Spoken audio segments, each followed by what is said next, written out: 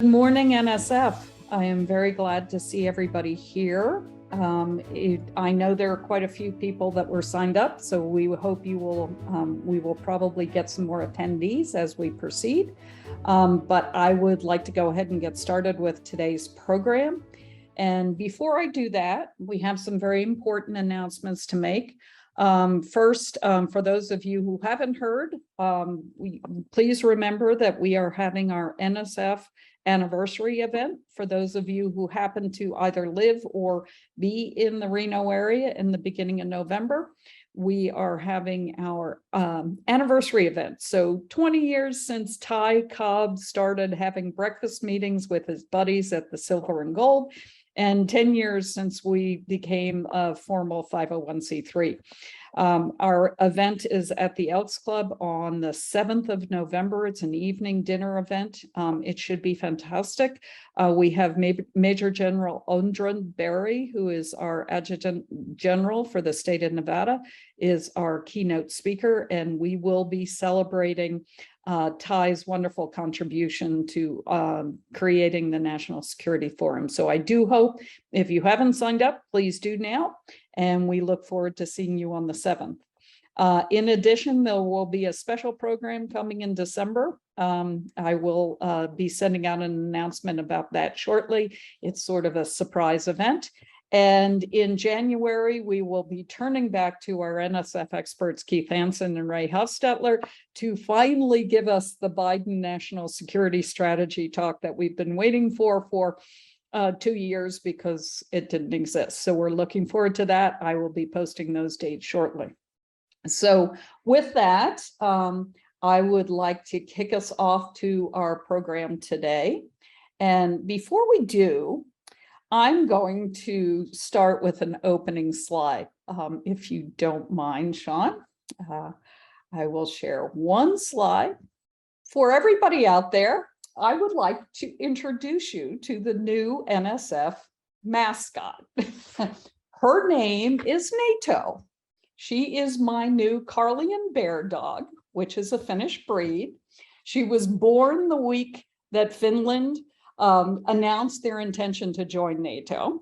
And so she is, I spend most of my time, as many of you know, on our ranch in northwestern Montana. So she is our defense against the bear in the north.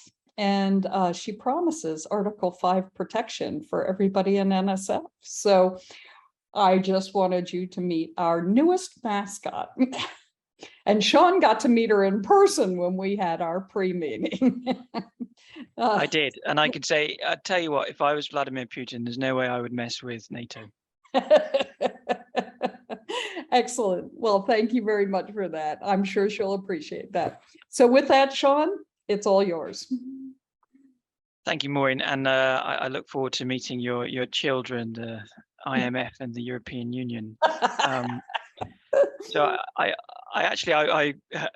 good morning everyone, good morning Nevada. I've always wanted to say that. It's a busy time at the minute. I was in kind of two minds about doing this session, but then Maureen introduced me to her dog NATO, and I thought this was absolutely meant to be. Well, good morning, everyone. I'm, as the screen says, and as Maureen has suggested, I'm Sean Monaghan. I'm a British visiting fellow at the Centre for Strategic and International Studies. I've been here for about a year, and I'll be here for around another year or so. My background is in the UK Ministry of Defence. I'm kind of on secondment from the UK Ministry of Defence at the minute to CSIS, and it's an absolute pleasure to be here. I do enjoy these kind of sessions for a couple of reasons. Number one, it kind of forces me to take a little step back and to think about my thoughts, as it were, and to package them up into a kind of a brief presentation. I'm aiming for about 20 minutes. Maureen's given me about 30 generously. And number two, I always find with these sessions, the discussion is the best bit, and you will think of questions and ideas that I had not thought of, and it will force me and John and Maureen to think on our feet, and that's always a good thing. So without further ado, let's get into it. Although, of course, you should go immediately and follow me on Twitter if you want more more insights, perhaps let's listen to the presentation first and see about the quality of my insights before you follow me on Twitter. But please do that. Maureen asked me to start with just an overview of the current situation, which is very fluid and fast moving, and then I'll get into some kind of higher level, kind of 30,000 feet thoughts and ideas.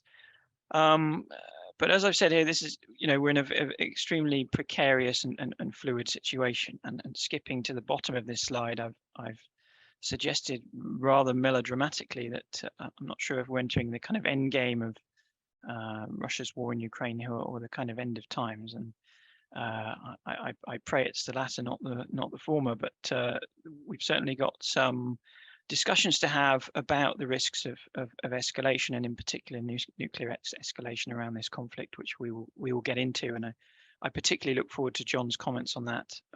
He's an expert on arms control and nuclear strategy, and so is Maureen. So I look forward to learning from them as well.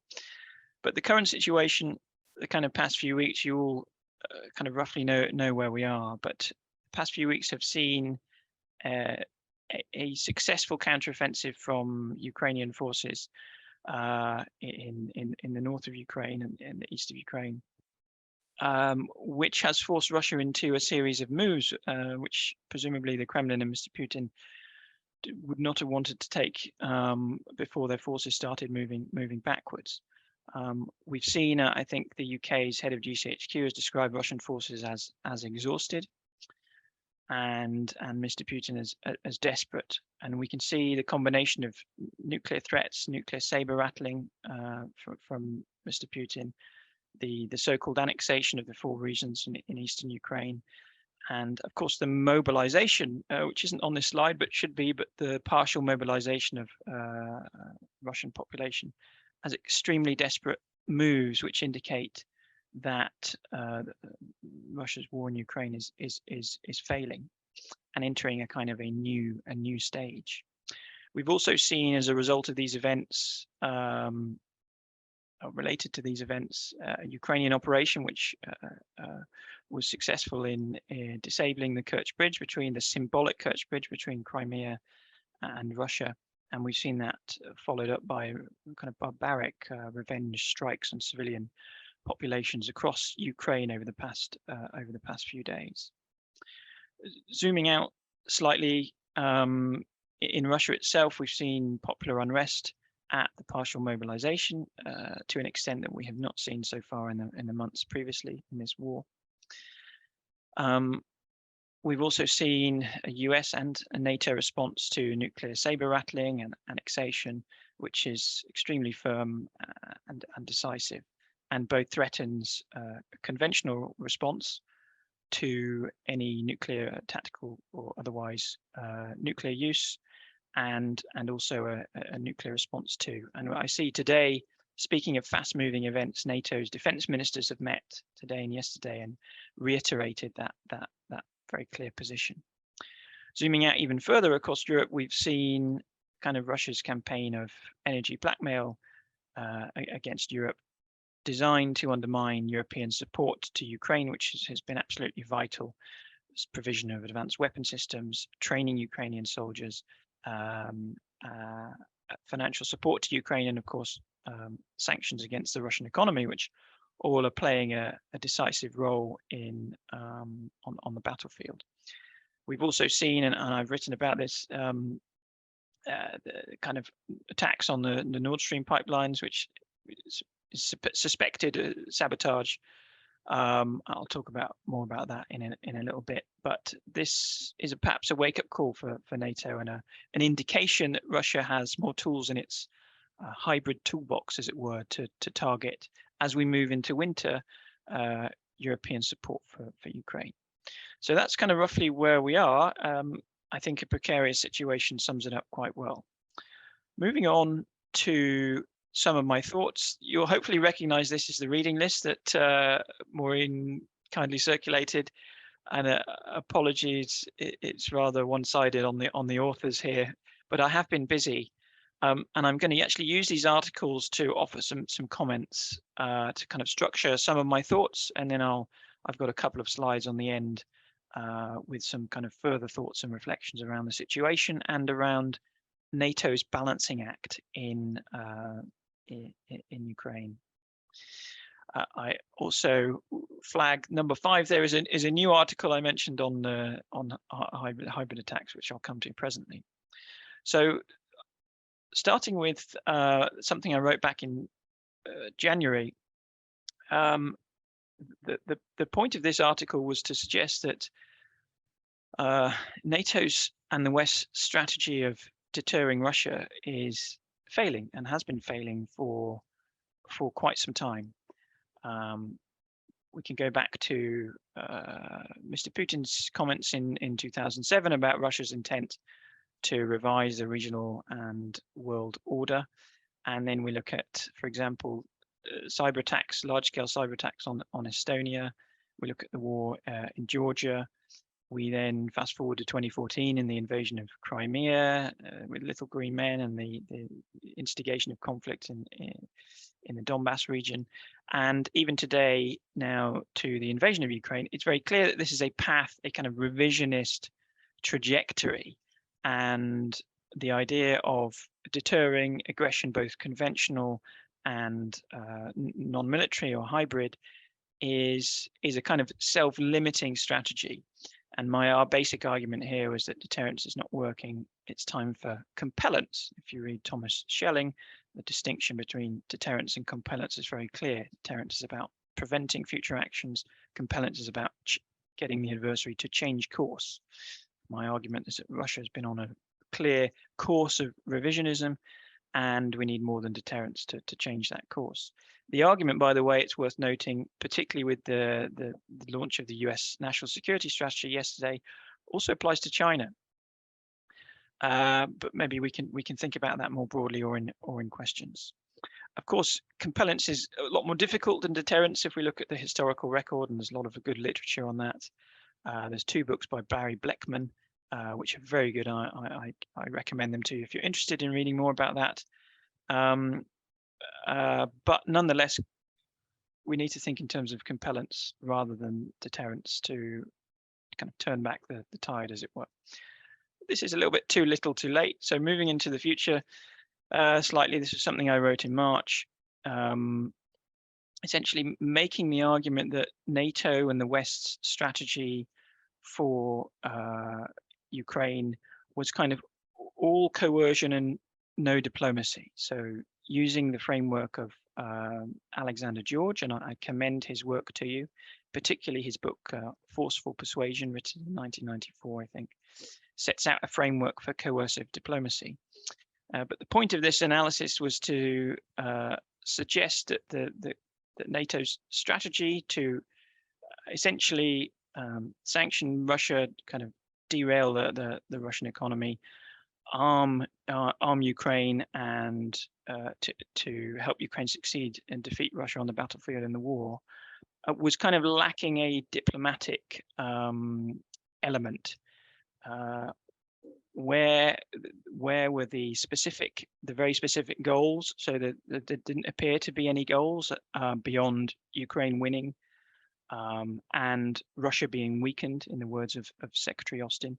These are quite vague and optimistic goals that also, by the way, kind of undermine any prospect for some kind of settlement, for bringing the conflict to an end. My kind of argument was that bringing the conflict to an end is the most urgent thing that needs to happen.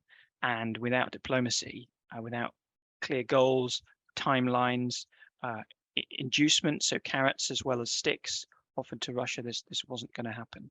Now, the counter argument to my argument is that we don't want to bring the war to an end, because that would imply defeat. That would imply Ukraine settling for anything other than its territorial integrity, which is absolutely correct. And now we're in a situation where perhaps Ukraine has a better chance of winning the war, and those goals can be met. But still, the situation is very fluid and dynamic. And so my basic argument is to make room for diplomacy as well as just pure coercion. Moving on, a couple of articles here which focus a bit more closely on NATO's deterrence. So back in June, NATO had a very important summit in Madrid. NATO has summits all the time, but this summit was important because it agreed NATO's new strategic concept, which is a document that NATO issues about every decade or so. This is the 8th strategic concept that NATO has issued since its inception in 1949. And the document on the left here is my kind of historical analysis, as it were, regarding NATO's previous strategic concepts and how deterrence featured in those concepts. And the headline of that was this sword and the shield idea, the sword being NATO's, particularly the US strategic nuclear forces, which has formed through the Cold War and to the present day, NATO's nuclear deterrent, so deterrent by punishment, and the shield, which is NATO's conventional posture on the ground, which at the height of the whole Cold War was extremely large and potent. We're talking 100 divisions or so, outnumbered by the Warsaw Pact and Soviet forces, but still an extremely potent force, forward-based, and with the aim of securing NATO's territorial integrity. Since then, since the end of the Cold War, we've moved away from that. We've obviously kept the nuclear sword, as it were, but the shield has been very much reduced. And only in the past few years, since 2014 and the annexation of Crimea, has NATO kind of reintroduced some missions, some combat missions, or combat-ready missions, as it were, in Eastern Europe. So we had the 4 enhanced forward presence battle groups. NATO summit increased those to 8, but they're still relatively small battle group size forces. And my basic argument was that now is the time for NATO to go back to the future in a way and focus again on forward defense, on territorial integrity, and arranging its force disposition to make that stick and to deter Russia, who clearly is a more aggressive and assertive adversary, willing to use armed force than we had considered or rather hoped for after the end of the Cold War. That kind of reality of Russia's willingness to take risk and to use force, I think, kind of undermined, as some of these quotes suggest, NATO's basic strategy since the end of the Cold War. And now is the time to move away from that. So NATO did some of this at its summit in Madrid, and I kind of argue it needs to go further. In the article on the right-hand side in War on the Rocks, I also bring this idea of the hedgehog into play, which is an idea first spoken of by General Eisenhower when he was Supreme Allied Commander Europe at the time, early in the Cold War, and I think is a useful concept both for designing NATO's conventional forward defense and for, in the modern context of kind of hybrid threats, for designing NATO nations' resilience to hybrid threats. So the hedgehog idea. At the defense ministers today, I believe they've committed to kind of all of the above, and particularly to something on resilience following the pipeline attacks, which we'll come on to in a minute. Last item on this slide is at the bottom, which is kind of key question is whether, so there's some quite good analysis by, I think, Kristin Van Brusgaard, who's a kind of nuclear scholar and a very good one, who has kind of linked Russia's conventional and nuclear forces together. So the idea that when Russia has a kind of conventional force gap, it relies more on nuclear weapons, and we saw that kind of early in the first decade at the turn of the millennium, and then Russia built up its conventional forces, and perhaps we saw less reliance on nuclear saber rattling. Now we're seeing a kind of return to nuclear saber rattling. There is a possibility that its conventional inferiority, which is being proven in Ukraine, is leading to that situation.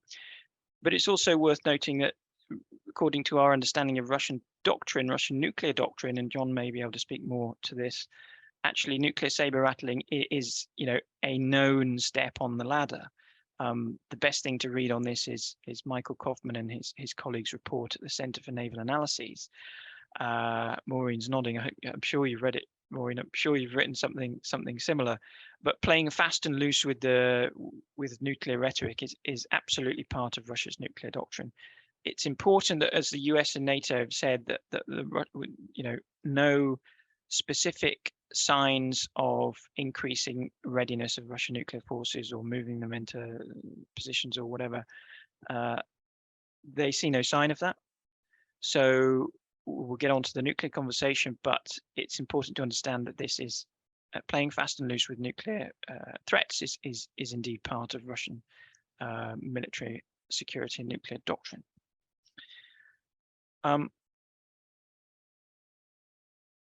Moving on to hybrid threats. This I wrote after the Nord Stream pipeline attacks, of course, which has not been attributed to anyone. I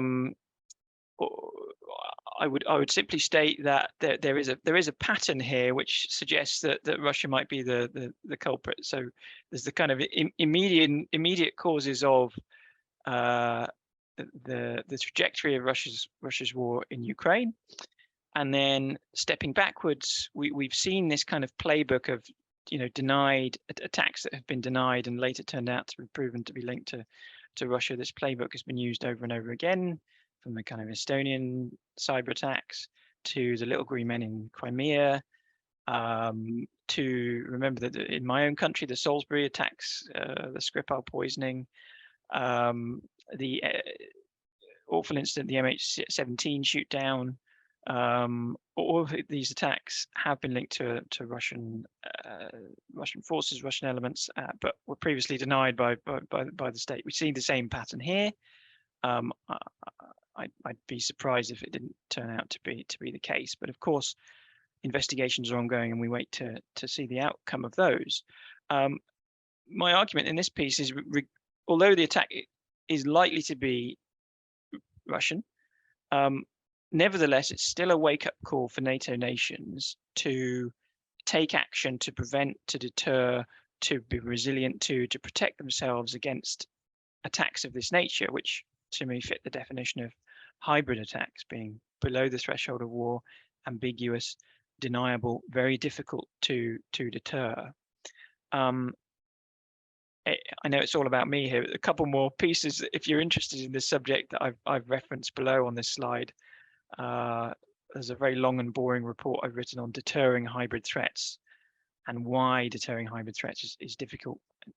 The very short version of that is that the 3 C's of deterrence: capability to do something about it, capacity to act, credibility of responses, and communication. Those 3 C's of deterrence are all undermined by hybrid attacks in various ways through ambiguity, deniability, and the sheer complexity and range of possibilities that there are available for someone who uses hybrid attacks, from cyber disinformation, infrastructure attacks, economic coercion, and so on. And there are arguments about whether it's useful or not to consider all these sub-threshold forms of strategy into one big hybrid bucket. We can discuss that if you like. I think it's generally useful to understand that the kind of age of competition we're in and are entering with Russia and also China will lead to the intensification of international politics. And while a lot of it may not spill over into armed conflict, Ukraine notwithstanding, the intensification of this competition will kind of reveal itself through a myriad of hybrid or grey zone, as it's known in the US, attacks, and we should do something about this. So I urge NATO, in response to these attacks, to do 5 things. I won't go into the detail of those 5 things, but it comes down to NATO using the tools that it has developed over the past few years to decisively respond to these hybrid attacks, and in expectation that there will be more attacks on the way, or more threats. And I see the defense ministers, I don't know if they read my article or not, but they are looking to make some announcements on enhancing resilience. So we will see. Moving on past my kind of the lazy bit of my conversation, which essentially packages up some views I've written down before, to slightly more expressionistic thoughts. So I have two more slides before I'm done. Some general further thoughts about the war in Ukraine, nuclear war and hybrid war, and then a thought on NATO's kind of balancing act. My thoughts on the kind of war in Ukraine regarding NATO's role, as I've hinted to earlier, is that the main aim for NATO really is to contain the war. Yes, to help Ukraine win, and this is an illegal and abhorrent war, and it's therefore just and right to oppose it. But nevertheless, the reality is that, you know, although a war in Ukraine is terrible and catastrophic, a wider war between NATO and Russia, or any escalation outside the bounds of the conflict, would be totally catastrophic. And I think everybody, including the leadership and people in Ukraine, understand that. So while NATO is doing everything it can to support Ukraine, its main aim has to be preventing the escalation into a wider conflict. As I've said, NATO have a clear interest in helping Ukraine, but there is an issue in this German phrase. I don't know the German, but wash my fur, but don't get me wet. I think it's quite good in helping Ukraine as much as possible without becoming a party to or involved in the conflict. The war in Ukraine clearly brings into play a number of pathways to escalation on NATO territory. So, for example, attacks on supply depots in Poland or other NATO nations where they did not before, as well as the spillover outside of Ukraine into NATO's borders. Ultimately, the situation on the ground, the battlefield situation, will drive everything else. It will drive the situation regarding NATO's support to Ukraine. It will drive the prospects for horizontal and vertical escalation. How the war on the ground goes will determine what Russia and the West do next. And the trajectory we're on at the minute is that Russia is failing to meet its objectives and is resorting to ever more desperate measures, as I've suggested. That's not a trajectory that we want to keep on for very long. And in fact, there's a very good article in Foreign Affairs today by Jeremy Shapiro on the kind of the dangers of the pathway that we're currently on. A clear danger is the escalation to the nuclear realm. So NATO clearly has an interest in, or NATO nations, if not NATO as an institution, has an interest in deterring Russia from nuclear use in Ukraine. I know John's got some thoughts on that, but to my mind, you know, NATO and particularly the US is almost treating Ukraine as if it's under NATO's military umbrella. The extended deterrence guarantee clearly does not apply directly and specifically to Ukraine. Ukraine is not a member of NATO, but for all intents and purposes, you know, the Biden administration has spoken about both a conventional and a nuclear response to any Russian nuclear use. So to my mind, NATO is basically treating Ukraine as if it's under its nuclear umbrella, which is interesting. Same point about pathways to nuclear escalation. These exist where they did not before, and this is obviously extremely concerning in itself. Regarding flexible response, I made a minor argument in my War on the Rocks article that one way of getting over the idea that NATO needs to threaten nuclear response to Russia's nuclear response is to threaten conventional response.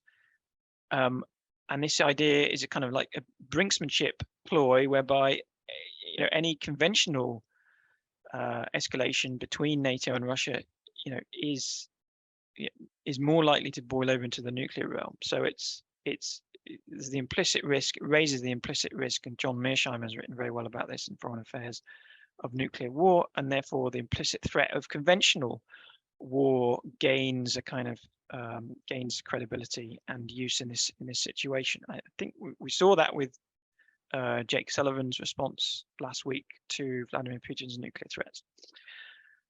Finally, on hybrid war, I've already talked about, but I see this as a kind of, I'm stealing somebody else's word here, but the modern Fulda Gap, as it were, the most likely axis of advance towards NATO territory from Russia. And I think NATO now has a job to do to assert NATO has made hybrid attacks part of Article 5, did so back in 2016, I think, in Warsaw. Same with cyber attacks. So back to the pipeline attacks. Now NATO has there's a moment now where NATO has to make good on its policy on hybrid attacks and take some decisive action. Very finally, this is how I see the kind of NATO's balancing act between the kind of complementary but conflicting objectives of ending the war as quickly as possible, but also containing the conflict in a wider catastrophic situation. And this is my kind of rough scorecard. The situation is leaning towards favoring ending the conflict.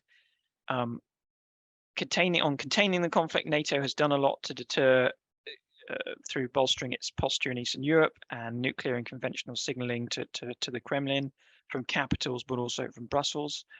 But as the pipeline attack showed, it's failed to prevent attacks like that, and there may be more that follow.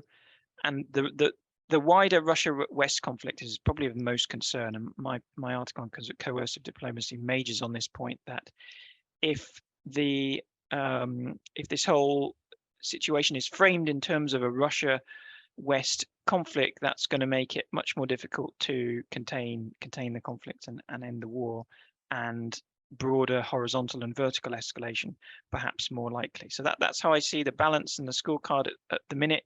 It's a difficult sweet spot that NATO has to aim for, but it's doing a very good job. It's an invidious situation, and as I say, I hope this is the beginning of the end game rather than the alternative. Let me leave my remarks there. Hand over to John. I look forward to questions. Thanks. With that, we have some questions, but I'm going to hold on the questions because I really would like to hear John's perspective, particularly from his long career in DoD, and sort of looking at this from the lens of what is DoD thinking right now, particularly as everybody is most concerned about on the nuclear issues. So with that, John, please give us your response and one sentence introduction, if you would, please. So let me thank you very much. It's a pleasure to be on this program, and also a pleasure to be here with Sean. You know, I date myself a little bit. Sean is a younger generation, shall we say, but it brought to talking with him and meeting him brings to mind the many times I spent with the UK MOD in my work over the years, and always very exhilarating and great friends, I might add too, in the process. So, and I want to thank Sean too for his fine presentation. I initially was going to have a few remarks, and I've been asked to keep these brief, and I will attempt to do so. Looking at the whole issue through three lenses, which is really NATO's performance, evaluating NATO's performance, and then the lens of clarity of objectives, and finally, in third, the lens of human agency, about people who were involved. And it's interesting looking through those lenses, one can go back to historical times in NATO's history and find benchmarks that tell a story. I won't go through that right now, but I can perhaps return to some of that because I'll only make one point, which is that I think the benchmark that's perhaps most interesting in NATO's history is back in the 1980s, frankly, in a period that was very comparable in the consequences and the strategic challenges for NATO, and how NATO came out of that in the way it did would have to be success. And you can look at that through those lenses that I mentioned. And of course, fast forward to 2022, we're in an entirely different situation. Sean was very careful in pointing out the balance that NATO and the US is trying to strike at the present time as a consequence of the war in Ukraine. But Maureen asked me to focus in the first instance on responses to deterring Russian use of nuclear weapons. This is a tricky question. Just by way of introduction, I would say that the debate that goes on about the use of nuclear weapons, which has been with us for many, many years, the debate is changed substantially this year. And it's changed because of the war. A first step in deterring, in thinking about responses, is deterring Russian use. And that can happen on a number of different fronts, but not least the importance of generating international pressure against Russia for both the kind of threats that it has been making and for any thoughts of using nuclear weapons. I think the most recent manifestation of that, you can say, is the UN resolution of yesterday, which was conveyed a message to Russia about that, and many other things too in connection with this war. And the second is declaratory policy. That's always been with us. But during this year, in relation to the war, it's had to take on a different nature. Our declaratory policy has basically been centered around the phrase catastrophic consequences. We have kept ambiguity with regard to that. And that probably makes good sense. But still, people outside of government, and certainly inside government, need to think clearly about what to do in the event of any Russian use of nuclear weapons. Well, let me go very quickly through that. And it's really about generating options for the president. In response to any nuclear weapons use, and this would be true in the past, but today for certain, you don't respond to this in an ad hoc or off-the-cuff basis. You want to think ahead very clearly about what the options are, and what your aim is to present options to have before the president in any circumstance when he, and he alone, must decide about the response.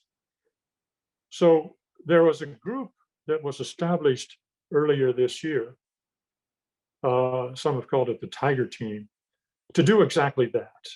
And I know outside of government, I was thinking about this myself quite a bit and talking with various people about that. And I was glad to know that there was this group doing this work. It has to be done. So let me talk about certain assumptions that go into that kind of work, that is gaming out options. So in the first instance, you have to make assumptions about any targets that Russia would use with nuclear weapons. And this can range from demonstrative use, that is a use, let's say in the Black Sea, and you're signaling a threat and a danger that Russia would use or could use nuclear weapons further. And then, of course, military targets. And these are all now we're looking in Ukraine. Military targets in Ukraine. Then infrastructure targets in Ukraine, both military infrastructure and industrial infrastructure. And finally, urban. So the next thing that goes into assumptions is scale of use. Often in thinking about these things, people have been thinking in terms, well, the Russians use one weapon in Ukraine, and what should we do? But of course, they could use more than one. They could use several. They might use something up to 10. It's difficult to imagine them using a massive use of nuclear weapons in Ukraine.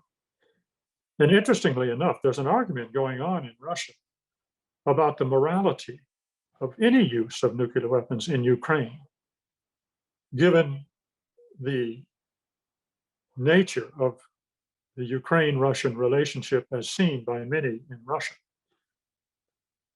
Well, then the next assumption that has to be taken into account is the level of destruction and the question of military utility of any use of nuclear weapons. You can make a good case that with only one or two weapons, the military consequence is not very much, unless you use some massive megatonnage of weapons. But let's just say low yield tactical nuclear weapons, the military damage in the scale of the territory we're talking about cannot be very, may not be very consequential at all. Okay, responses. Let me be quick. To demonstrative use, I think there would be logical to think about no military response. That, in other words, our response would be simply political, to rally public opinion and international opinion against Russia for even thinking about using nuclear weapons, much less doing a demonstrative use of the weapons. So in that case, no military response. But then there are other variations to the other assumptions about weapons use, that is, against military targets, infrastructure, and finally, urban. And I think what's interesting about the debate today that's emerged is that, and this is relatively new, this is new in contemplating nuclear deterrence, which is responding with conventional weapons, and conventional weapons only, especially anything other than massive Russian use of nuclear weapons. And that could be, there are a number of ways to do that. Some have said, of course, you can use weapons against the fleet, the Russian fleet in the Black Sea, but more you can use conventional responses against Russian forces in Ukraine and simply degrade those Russian forces at a high level. The important thing to note about that, of course, is that these assumptions all involve the change of the rule of the war so far and involve US and NATO responses with conventional weapons.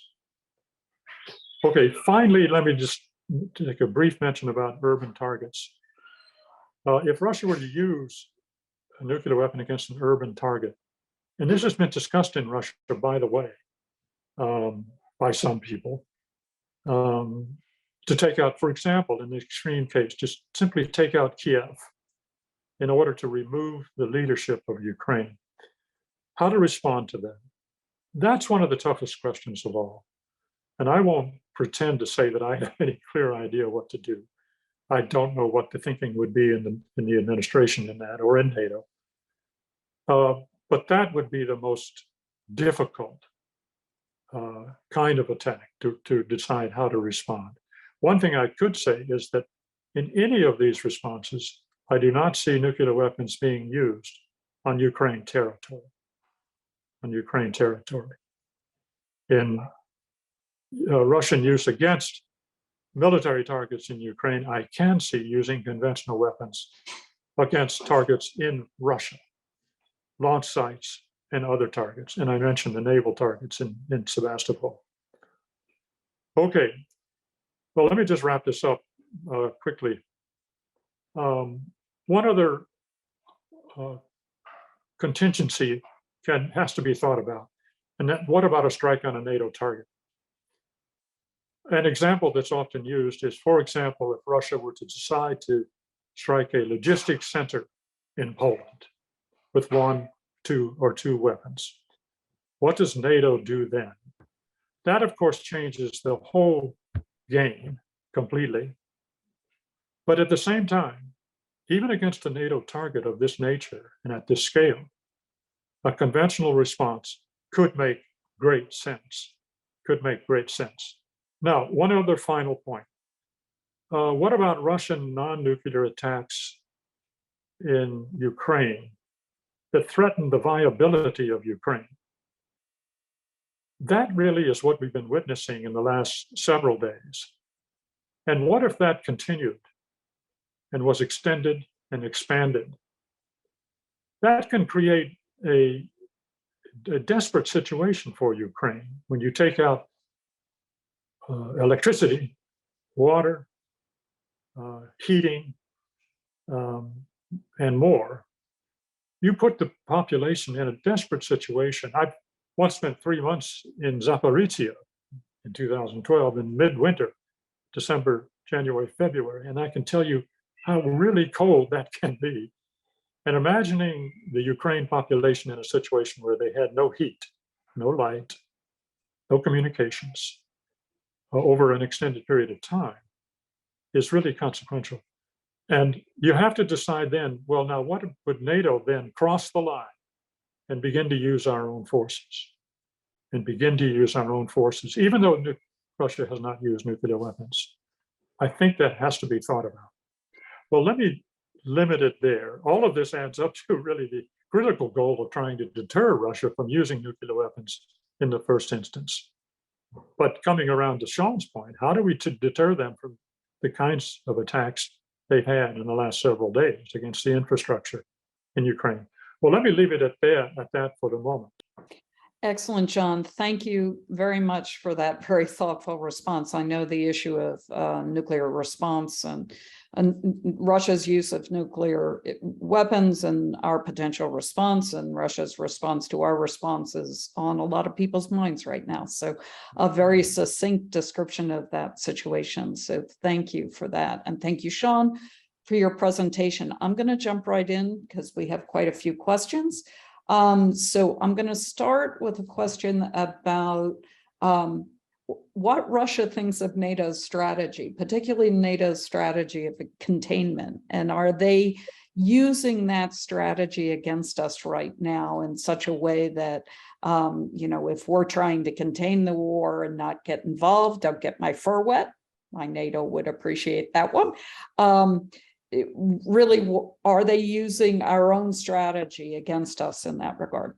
Don't get my fur wet. I wasn't aimed at your NATO, but works very well. Perhaps I shouldn't have admitted it.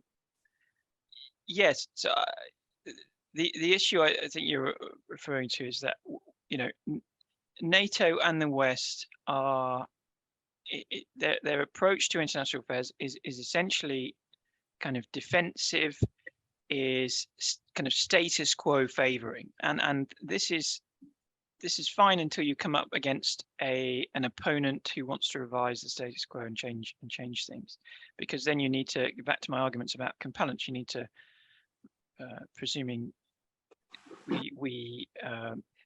the status quo, which is based on a rules-based order which has been in place to varying degrees since the end of the Second World War, of which the central contracts are, you know, there are certain rules that nations should follow. And number one rule is not to invade other nations, and territorial sovereignty is sacrosanct.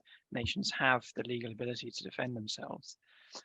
When you have an opponent who wants to kind of overturn those things, you know, the game changes. And, you know, as I pointed out, that an approach that is purely based on deterrence is self-limiting. And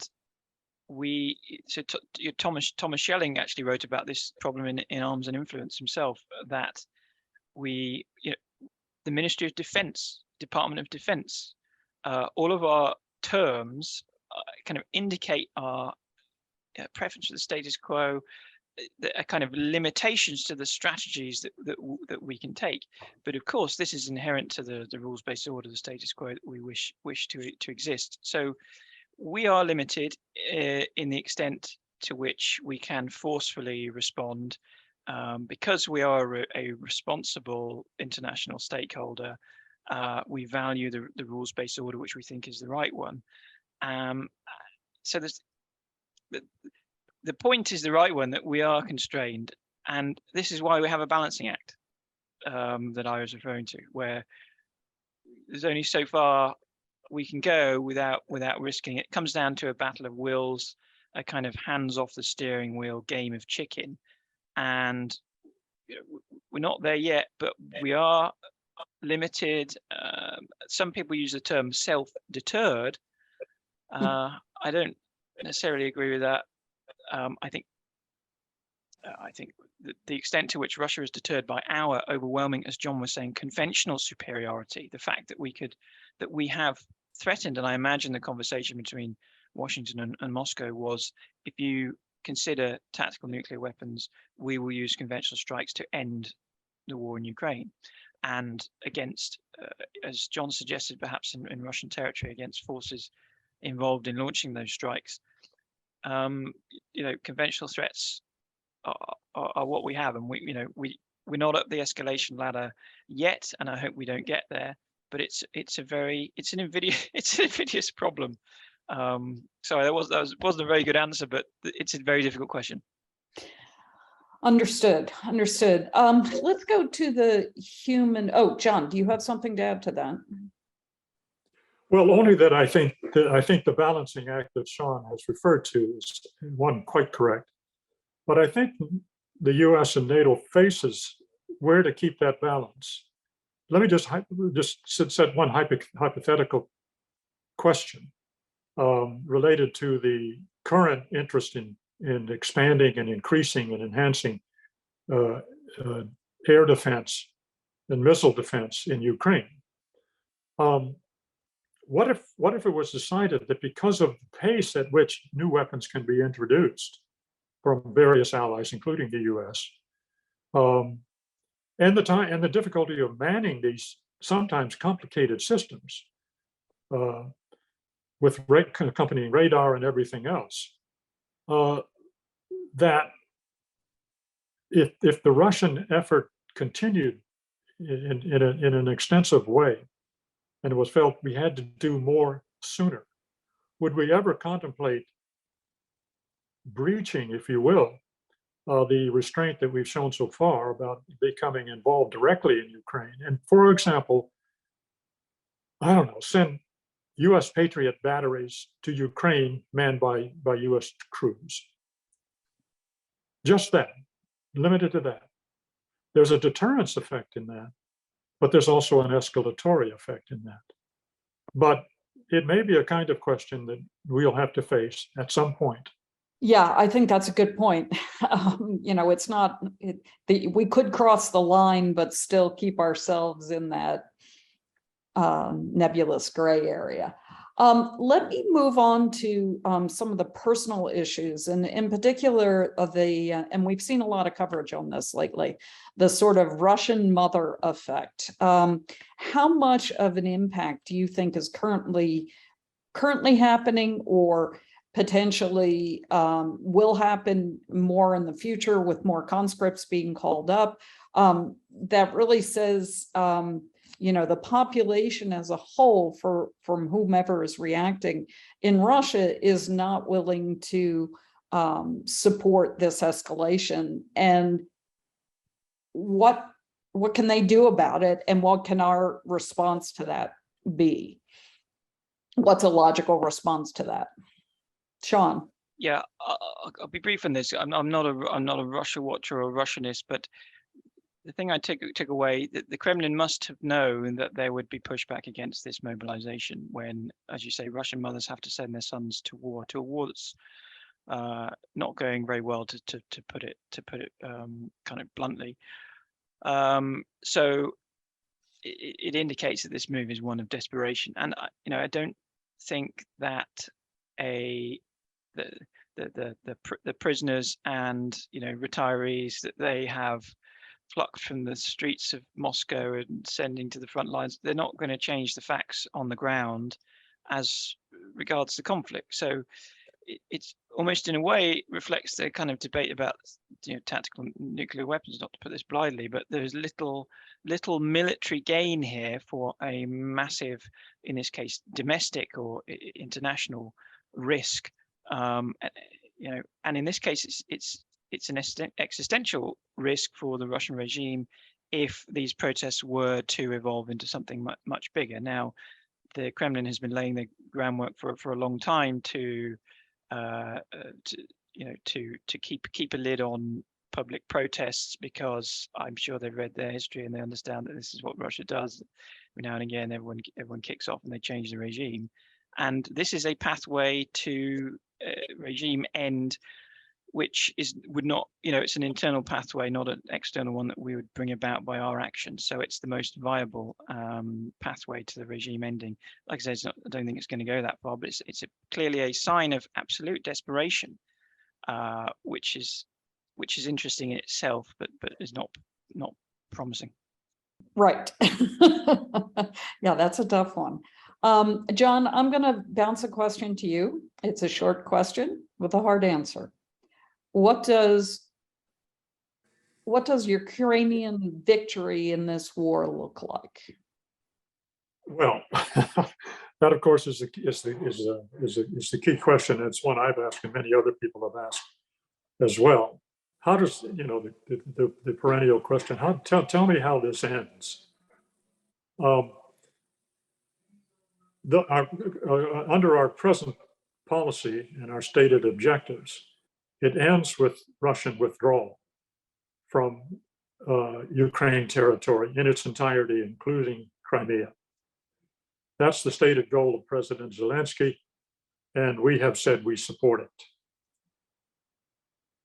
The question then becomes, does Ukraine, since we're fighting a proxy war, and with the equipment we can provide Ukraine and the other assistance we can provide them, can they make that happen? Is that really militarily possible? And I think that's frankly an open question. That's an open question. And so how the war ends, it brings to the forefront a debate that has gone on about what kind of off-ramp is there for Russia or for Putin, and what kind of negotiations are conceivable. There's a body of opinion out there that is fond of blaming the US and NATO in particular for contributing to the cause of the war, contributing to Russia's reasons for going to war. NATO enlargement is one of the favorite things to use on that. And starting off with that point of guilt, the argument then becomes, well, the way to negotiate a solution to this, among other things, is you have to trade territory for an end to the war. That, of course, is far removed from what Zelensky wants and what we have said we want. So under current circumstances, it's very hard to see the end of the war. And it's very hard to see what kind of off-ramp we can offer Putin that he might even remotely begin to take. I agree. Just kind of a quick further thought on that. Sure. Sean, if I could first just add one other quick thing that links back to if Russia uses nuclear weapons. I mean, if Ukraine begins to really push them back and they resort to nuclear weapons, and then we have to reply, we have to respond. Here's an interesting idea, and I don't necessarily know that it would work, but our response could be a pause. And we communicate to Russia saying, if you start withdrawing your forces, we will withhold our catastrophic consequence for you. And as long as you continue that withdrawal, we'll withhold that. But you must begin your withdrawal. Otherwise, you face catastrophic consequences. And just to pick up on that, no, that's a great thought, John, because we're back to compellence now, aren't we? We're back trying to change the facts on the ground through making threats linked to conditions. And so far, that's not what we've done. We've said, end the war as soon as possible. Ukraine has a load of military assistance to help the war. You win the war as quickly as possible. We haven't started thinking in those kind of time-bound specific terms. Now, the trouble is that's very difficult because to do so precludes any chances of the war being won on Ukraine's terms. So to answer the question, what does a victory look like? Ukraine must define victory because it's their nation, and they've said territory reverted to 23rd of February and Crimea returned as well, and rightly so. The question, as John says, is how do you actually get there? There was, let's not forget, a diplomatic process in place after 2014 for a number of years, the Minsk process, which in hindsight, it seems that Russia basically used to buy time, about 5 years to build up, position its forces. Still wasn't enough time. before launching an invasion. So Russia's response to diplomacy, invasion. So it's very difficult to see how any diplomacy can get back on the table. Back to my coercive diplomacy piece, my kind of suggestion is very small chunks. Small, look at humanitarian corridors, demilitarized zones, small bites, anything to get parties around a table and to stop fighting in certain areas. Who knows where that could lead, but at the moment we have nothing. So even if it's very minor conversations, it's better than nothing. But we've seen Russia's approach to diplomacy. It's to invade, and we don't want to do anything that precludes Ukraine from getting its whole country back. Yeah, that's thank you. Tough question to know what a critical question though. But a very critical one. What about NATO's current strategy? Are we in this deterrence mode and not really in a compellence mode, as you mentioned, Sean? Are we in a position where we just allow Russia to pound the hell out of Ukraine with missiles through the winter and, turn the country into rubble? When do we decide? Is that the position that NATO's in right now? When do we decide? And I think John mentioned this. When do you cross over into the we need to be engaged for more broader security issues? Back to my seesaw and sweet spot, I'm afraid that there are plenty of things NATO could decide to do to turn up the heat on Russia and Ukraine. And today, announcements about air defense, announcements about providing Ukraine more weapons, training Ukrainian forces. There are large efforts ongoing for that. We could conceivably turn up the heat on those, although the extent to which we can do that is limited by both European and US stockpiles of weapons, for example, and also by domestic situation in Europe and the US.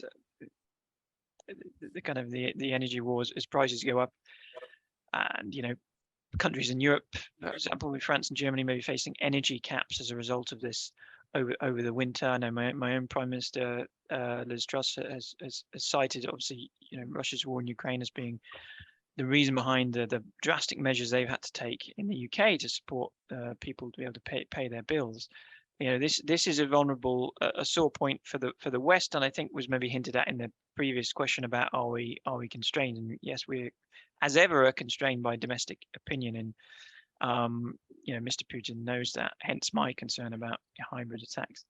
But the basic problem is if we turn up the heat, then it could destabilize the situation and kind of cross a Rubicon, cross a threshold where Russia, Mr. Putin decides that the back's really against the wall and has to lash out and do something even more desperate. So, we're containing a kind of caged beast here, and there's more we could do. Although it would be difficult, it would also perhaps be destabilizing, and we just have to. It just comes back to the situation on the ground and the battlefield. We have to be well attuned to the situation on the ground because that's what leads everything else. It leads the escalation risk. It leads the chance of diplomacy.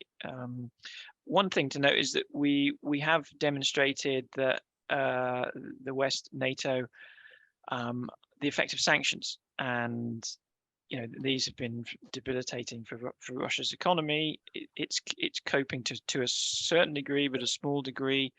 But these sanctions are threats that could be used in future to compel. I'm also thinking about how to compel Chinese coercion of Taiwan, which is another bigger problem.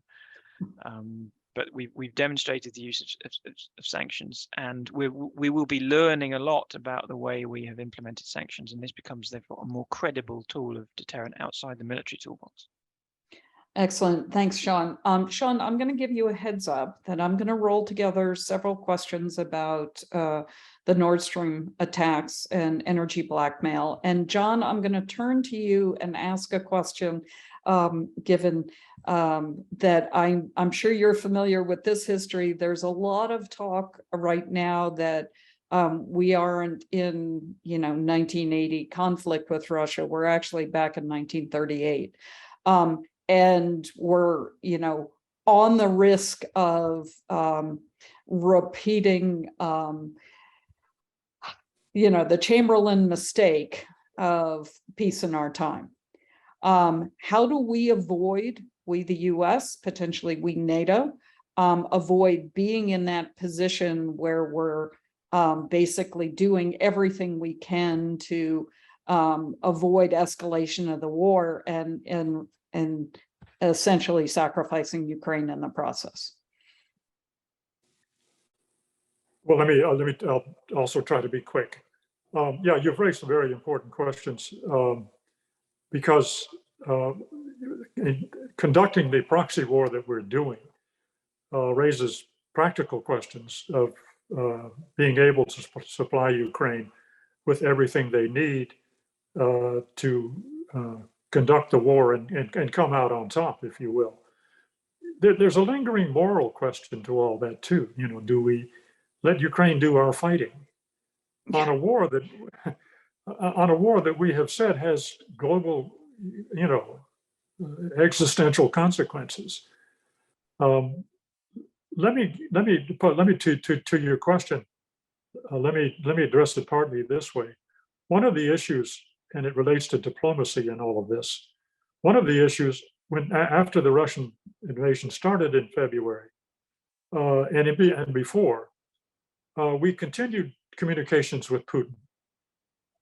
And even after he started the invasion, we kept some communications open, albeit limited. But we never argued that we were pushing for Putin's removal. The sense of it was that when you start to set that as one of your targets, one of your objectives, which is the removal of the leader of the enemy, if you will, you make it very difficult for diplomacy to have an opening. But what I've noticed in recent days, especially, but weeks and even closer to months, there's a growing sentiment that the only solution to this war is the removal of Putin. In other words, a change of leadership in Moscow. And that creates its own set of problems, because how do you try to exploit diplomatic channels if you've drifted into an approach where you're saying we really can't deal with this guy, and we have to have a change in leadership in order to bring a resolution to this conflict? Well, let me just leave it at there, because I think that is a critical question we face right now. And let me just add a quip on this. You'll recall Biden's remark back in June when he was in Poland, this guy's got to go, or something to that effect. And of course, the administration quickly tried to walk that back. He didn't really mean that. But now, maybe people do begin to mean that. Yeah, that's a challenging one. And maybe it is echoes of 1938. We shall see. This is going to be a hard year. Speaking of hard years, Sean, I'm going to give you the last word because I think it's a really critical point. You brought up the issue of hybrid attacks. You brought up NATO's new policy on what those hybrid attacks, what responses could be. But it's still not clear what, let's say, miracle of miracles, we have immediate attribution and Russia was responsible clearly for the Nord Stream pipeline and potentially maybe the oil leak into Germany and a few other things. And we're getting into this energy blackmail situation where, Russia, for whatever reason, is, taking out these attacks either to threaten Europe with a cold and bitter winter. Maybe the US isn't as concerned about those. Where does that leave us? These low-level hybrid attacks have been going on. Russia's been doing them for, as you mentioned, for years. What is a credible strategy? What does compellence look like in this case? And when does that cross the line from being a hybrid attack to truly a conventional attack on a NATO allies? Or potentially even the US for that matter, right? Yeah, well, look at the Colonial Pipeline. Right.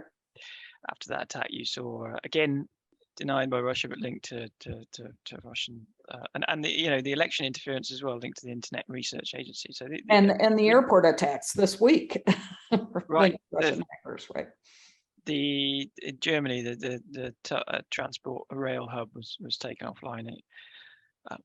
My point is, even if these aren't attributed immediately, and I don't think we're ever going to reach that nirvana of being able to attribute these attacks immediately, these type of attacks, because they're designed to be non-attributable, at least deniable. Even if it's in the first 24 hours, it just undermines the chances of a decisive response, and the damage is then already done. So this is a phenomenon that is very difficult to deal with. In terms of a strategy, I'm afraid I'm going to refer to myself again. I led a project a few years ago called Countering Hybrid Warfare, and I'm happy to provide you with the link. We published a handbook, in fact, on how to counter hybrid threats, what a strategy should look like. And the basic 3 tenets were to detect, to deter, and to respond. Detection, as you said, is vital, but difficult. The point on detection and attribution actually is, even if attacks like this were attributed, the response is not simply a kind of technical matter. It's not, say we knew immediately that Russia blew up the pipelines. It's not, it's political. Still a political consensus in NATO is required to take decisive response. And, Russia knows this. Even if it was attributed, it's still a non-military attack. It's an attack almost on Russia's own pipelines, not on NATO territory. It's not in territorial waters. So there's still this lingering question, even with attribution, how do you respond? And this is a very difficult thing. So the response strategy is kind of two parts, well, 3 parts. One, detection is very important, and in detecting and exposing and having capabilities to detect and predict attacks, that is deterring in itself, because deterrence through kind of detection or exposure, this has an effect. Didn't deter the Kremlin from invading Ukraine. Everybody said you're going to invade Ukraine. Didn't deter them, but still, it's part of the calculus. Deterrence. Most of the deterrence measures that NATO, the European Union, that nations are taking, and most European nations now, by the way, have a countering hybrid threats strategy. In fact, here at CSIS, we had a French visitor from their Prime Minister's office yesterday who's in charge of countering hybrid threats. But most of the strategies revolve around resilience. The idea with resilience, like, who's going to argue against resilience, making your cyber networks more resilient, protecting your infrastructure? It's not offensive. They're relatively low cost. No one's going to, it's politically not controversial. Great. But my point is, back to deterrence, resilience is not enough to change the calculus of a determined adversary. So you need more. So then we come to the response pillar, which is to make decisive responses to whenever there is an attack. Hence my article about what NATO should do in response to the hybrid pipeline attack. Mm-hmm. But again, this is a very difficult problem. And I don't have a very good answer, but I have given you a framework to think about it, which should help. I mean, one very last point on this: Russia's aims for the Nord Stream attack, if indeed it was Russia, I had to go at sketching them out, and it might be useful to think about them. And they are various. I mean, obviously, threatening a cold winter in Europe, generally maximizing the volatility and uncertainty in energy markets. We know that Western markets don't like volatility. I think Russia reasserting itself after, coming after the setbacks in Ukraine, also reminding Europe of its advanced capabilities. NATO has been worried about Russia's advanced undersea warfare capabilities for a long time. They're really worried about them cutting undersea cables. And again, there's been incidents around the Svalbard Islands where that has appeared to happen, to intimidate Baltic nations and generally to create chaos. I think Putin's strategy, if he has one when it comes down to it, is essentially to create a bunch of chaos and he's betting that he can deal with a chaotic situation better than the slow and indecisive democracies in the West, and he has more resolve. That's his basic bet. Let's see how it unfolds. Let's hope he's wrong. Excellent. Thank you both very much for a very engaged and wonderful discussion. I encourage all of our NSF folks to pay attention to the fact that there was an announcement from the NATO defense ministers today of the creation of something called European Sky Shield Initiative, which is 14 NATO allies plus Finland looking to strengthen Ukraine's air defense. So this may be a step in the direction that, John, that you mentioned earlier. I am very grateful to Sean and John for your time and your energy and your resources. And I look forward to hearing back from you as we proceed. Unfortunately, this does not look like it's a war that is going to end soon. So with that, NSFers, I wish you a very peaceful day, and I look forward to seeing some of you at our anniversary event in a few weeks. Thank you very much for joining us.